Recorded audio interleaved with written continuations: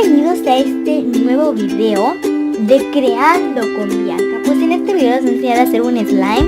La verdad que estuve muy ansiosa de hacer este slime, porque la verdad que hace mucho tiempo les dije que si llegaba a 100, pero hoy es el día. Hoy dije, voy a hacer el slime y voy a hacer el slime. Bueno, vamos a decir los materiales: un bowl y una cuchara, plasticola de esta marca o de la que tú consigas, jabón Ariel. Y bueno, vamos a empezar. Vamos a agarrar el bowl y también la plasticola y vamos a ir echando todo lo que tú quieras. Yo saqué la cuchara para no hacer un enchastre, entonces voy a sacar ahí todo el jabón. Ahí estoy echando.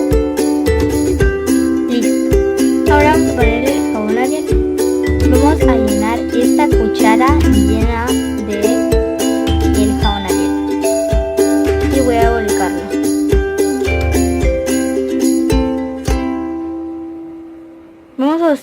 Vamos a volcarle más o menos 3 o 4 de estas cucharadas. Listo. Y ahora voy a revolver. Ya esta parte está convirtiéndose en slime. La parte que se moja ya está slime. Así nos debería quedar, y ahora vamos a algún lado que se pueda ensuciar y lo vamos amasando. Y bueno, chicos, este es el resultado. La verdad es que me encantó. Sí, es muy pegajoso, pero la verdad es que me encanta. Espero que lo hagan, chicos.